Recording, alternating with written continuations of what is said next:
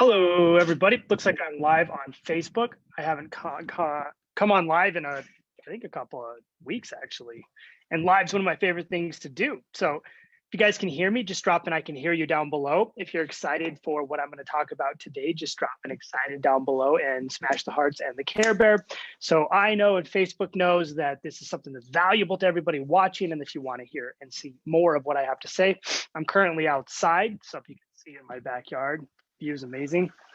And so I was having a conversation with a couple of people today, and it was on the idea of the one call close. It was the idea of you book a call and you close per someone or enroll someone on one call, and then either you do or you don't. And if you don't, you just kind of never interact with them again.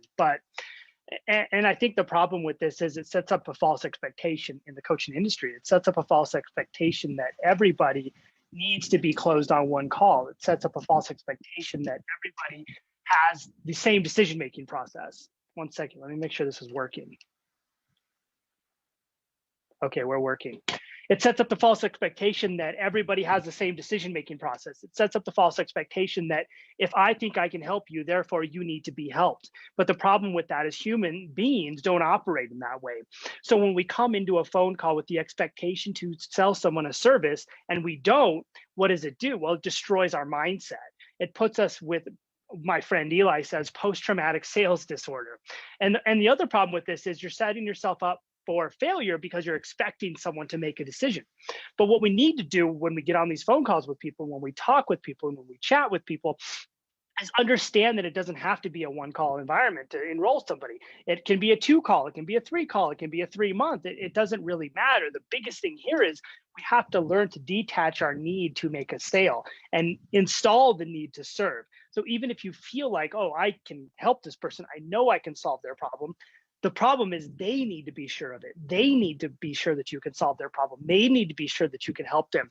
And they need to be in a state of mind where they want to say yes. Otherwise, you move yourself into a place to where you have to focus on manipulation and aggressive tactics and turning someone's framework around in order for them to say yes. And what we call that's external resistance. You're building resistance from you to them. But what we want to do is we want to get on these calls, and we want to chat with people. We want to help people understand where they're at. We want to help people understand where they're going, why they haven't been able to make progress, what they've tried, all the different things that are going on in their lives, what could prevent them from being successful in a program, and then help them put all that together so they start to understand what the best decision for them is. And sometimes at the end of the phone call, they won't want to make a decision today. And guess what? That's okay. If they don't want to make a decision, it doesn't mean you did anything wrong. It just means you ran into a human being who takes a little bit more time to make their decisions. And this is where a lot of coaches go wrong. And this is where a lot of coaches fail. They expect people to get to the end of that thing and follow their process. And they get in this mindset of like, oh, it's God mode. Oh, I'm the doctor. Oh, I told you at the beginning of the call you needed to make a decision. And now at the end of the call, you don't want to make a decision. And so coaches think they can call back to that frame. They think these frames are absolutes. And they think that by using these frames and saying these words, people are not going to want to go back on their words. So they're going to do whatever you told them to do. But in reality, couldn't be further from the truth. It doesn't matter what you told someone at the beginning. At the end, they still might not be ready. It doesn't mean that they flip-flopped. It doesn't mean that there's anything wrong with them. It just means that they moved, their state of mind didn't change. Maybe they don't understand what you're doing very well. Maybe they need a little bit more time to process it. Maybe they do need to speak to a spouse or partner. Maybe they need to put themselves in a position to where they feel good about making a decision. And maybe it's an opportunity for you to grow as a person and recognize that we don't need to enroll everybody on the first conversation. We can have a casual conversation with someone. We can follow up with people. We can understand that the relationship is really what builds trust and gets people to say yes internally. Internal resistance is me saying yes because I want it, me saying yes because I need it, me saying yes because I realize that your leadership is exactly what I need to succeed, or that what you have is exactly where I need to go to be successful. And when I create that certainty inside, that's when I say yes, and that's when I'm proud of my decision, and that's when it's okay for me to say yes. But if I'm not ready to say yes, and someone keeps pressuring me, and someone keeps badgering me, and someone keeps attacking me to say yes, well, that's external resistance. That's getting me to say yes for manipulative purposes. And that's the worst way to go about doing this, because what happens in that environment? Well, you get refund requests. You get people telling you they're not sure about it. They don't want to do it anymore. And all of these things come back on you.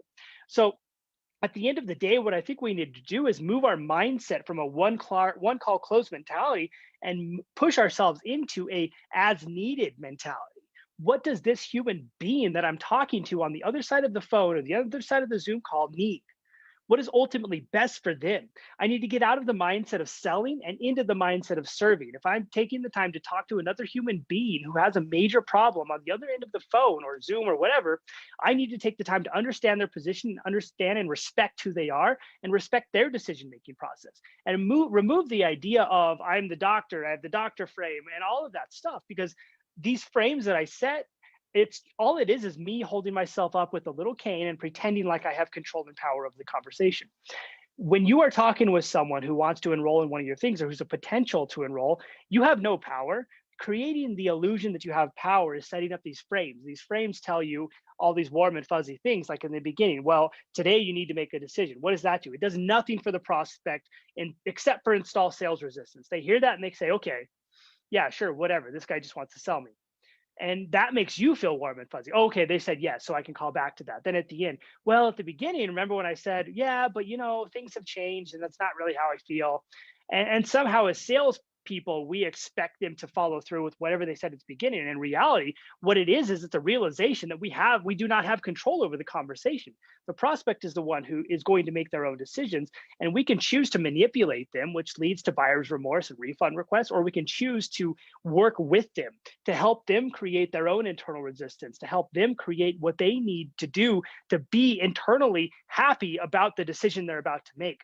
And sometimes that does mean waiting. Sometimes that does mean you're not going to do it right now. Sometimes that does mean hanging up the phone and telling them to call you back or text you when they're ready. If you ever get on a call with me, I tell a lot of people all the time, someone asked me this the other day, do I need to make a decision today? No, I don't care when you make a decision. If you need to wait, then do it. If that's what you need to do to make a decision for you, then that's awesome. But here's what I want you to do. And so what I'll tell them to do is you go off, make your decisions, talk, and you come back and you text me when you're ready. And so the big thing behind that is I'm not going to tell them, oh yeah, you can do whatever. Why don't we set up another call to chat in 2 days? Because guess what's going to happen? They know you want to enroll them in 2 days. You have zero intentions of helping. Your only intention is to get them back on the phone in order to do an enrollment conversation, to hopefully bring them into your programs. But you need to remove that. You need to remove that and lean out a little bit. So by telling them, hey, you come back to me when you're ready, now they feel like they can respect you. They feel like you're not just chasing the sale. They feel like you don't have commission for it. And they feel like you're doing the opposite of what they thought you would have done. And so what does that do? Well, it puts leadership in their mind towards you. It helps them understand that you might actually be here to help them. It brings about what I call creating challenging leadership. So I'm not afraid to challenge you, but I'm also not afraid to push you away and let you go a little bit, because I'm not here to be the salesman. I'm here to be a leader. And sometimes the leader has to learn that letting go is the best option and letting go is the best path in order to drive someone to be able to make the best decision for them.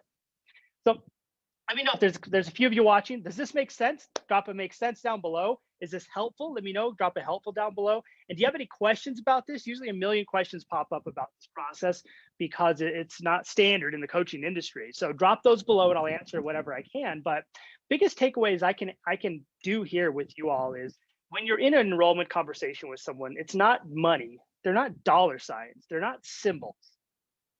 You are talking with someone who's on the other line with you because they have a serious problem they're trying to solve. They've probably been struggling with this for years. They've probably tried 17 different coaching programs. They've probably been through the ringer. So for me to think that I can have the audacity to tell this person that they need to be committed to get on the call with me and make a decision is ridiculous. These people have obviously been committed numerous times over.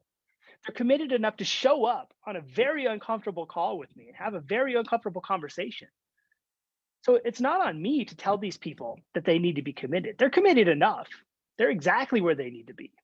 It's on me to show them that I can be a leader, that I can challenge them on the things they say, and that I can lead them to their truth. And the funny thing is, their truth, it can be with me or it can be away from me, but that's not what matters. I don't care if their truth leads them to me. What I care about is their truth leads them to where they need to be. Their truth helps them understand why they haven't been able to solve these problems. Their truth helps them understand why they haven't been able to traverse the gap that they've been trying to get over. Their truth helps them understand why the pain and suffering exists and why the pain and suffering doesn't go away. That's the truth I want them to understand. And at the end of the day, I'm not going to ask them to do anything. I'm going to let them make the decision that's best for them. And a funny thing happens in these scenarios. People come back. People send you messages. People tell you that this has been super helpful for them. People actually, when you push them away, they text you and they tell you they want to enroll. Why? Because you let them go to their own truth. You gave them permission to make their own decisions. You leaned out enough to where the person respected you as a person, respected you as a leader, and saw that you didn't just have commission breath, that you didn't just need to sell them something, that you weren't just in it to take their money. You were in it to help another human being not just survive, but learn to thrive. And I think that's where we need to go in the coaching industry. We need to get away from this idea that every call needs to be a one call close environment and move into the idea that every call has the purpose of serving another human being. I'm not better than them. I'm not above them. I'm just here to ask them questions and I'm here to lead them to their truth. And that's ultimately what we need to do for the people that we're hoping to serve. And if you do this, you remove your mindset and you remove your attachment from the need to sell and you install that need to serve. And that need to serve helps you push the call where it needs to go. It doesn't put you in a place where you feel bad if you didn't close the person. A lot of people hate sales calls because they think, oh, I didn't close them on one call. That's it. Goodbye. Done. But in reality, it's like, no, didn't get them on one. Oh, they texted me. Okay, cool. Oh, 6 months later, I followed up. Oh, 3 days later, they came back. Oh, a week later. But that's the mindset we need to be in. And that's the mindset that will drive you towards growth. The mindset that will drive you towards insanity. And like my friend Eli says, the mindset that will drive you towards post-traumatic sales disorder is the mindset of the one call close. And that's the mindset that you get in when you're ultimately selfish. And it might be hard to hear, but when we're in the mindset of the one call close, we're selfish because we need our own needs met first. And if I'm getting on a call to help someone, if I'm opening a business to serve somebody, if I'm opening a business to solve a major problem in life, well, I need to be in the mindset of putting those people first. Because my life's going to keep going on. But what I do for these people or what I don't do or where I lead them, it's going to change the way they think about this process. It's going to change the way they interact with people. It's going to change the way they either enroll or don't enroll with you. So we really need to think a little bit deeper about what we're doing when we enter into conversations with human beings who are struggling and in pain and suffering, and align ourselves with the fact that we have a very profound problem we're solving. We have a very profound thing that we're dealing with. We're dealing with human beings, not just a one call close, not just dollar signs. We're dealing with real people. And when we deal with real people, we need to recognize that we need to make it about them, not about us. Not about being committed to my program. It's not about why I should pick you. It's not about diverging all this information so I can manipulate you. It's about you being open. It's about you being vulnerable. It's about you saying things and being challenged on it and recognizing that there's another model of the world that might exist. It's about you being able to understand the fact that the facet that you've been following might have led you to exactly where you are. It might be you understanding that you need to go over here to solve it. It might be you coming to massive realizations of what's been preventing you from making progress. And that's what I need to do as a leader. I have 3 tenets in our sales, and one of them is be a challenging leader. The other one is establish cognitive questioning. And the final one is detaching yourself from the need to sell. These 3 things make us powerful. I can be a challenging leader. What does that mean? Well, that means that I can talk to people in a way to where I'm not being a jerk. I'm not attacking them, but I'm asking them questions based off of the things they've done in life, based off the path that they've followed, to help them understand where they're going, where they're headed, what they've done, and the different scenarios that have presented themselves as a result. By being a cognitive questioner attaches right into that, because I'm not only just asking questions to find the pain, I'm asking questions to create a timeline. I'm asking questions to help them understand to a deeper level what's going on. Sometimes the things we do are habits that have been ingrained and we don't even recognize they're going on. So by outlining that, we can create real change. Sometimes you don't even need a coaching program to recognize this.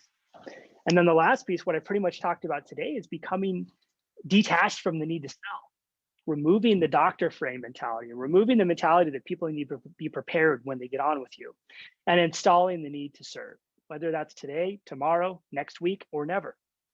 I'm here to help people solve problems, and I'm here to take that seriously, that I'm working with human beings who have serious problems. So that's pretty much all I have to say today. Let me know if you guys like this. Give me a hashtag love if you liked what I had to say down below. If you need help installing these 3 tenets of sales, becoming a cognitive questioner, establishing challenging leadership, and detaching yourself from the need to sell, and you want my help with it, just drop a help down below and I'll reach out and see if I can possibly help you. But that's it. Drop your questions down below. If you did like it, let me know, hashtag love down below, so I know that it was helpful for you all. And I'll sit on for a couple of minutes. There's a few of you, so let me know if you have any questions and I'll answer them.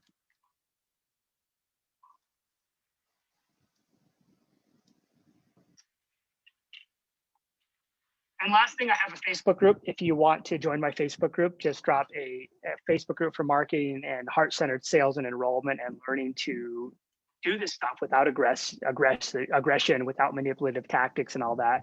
Just drop a group down below and I'll give you access to my group, or I'll send you over the link in the comments. But that's pretty much all I have to say. There's 4 of you on. Drop the hearts, drop the loves. If this is helpful, let me know. Give me hashtag helpful down below, and I am going to jet out of here and cook some dinner.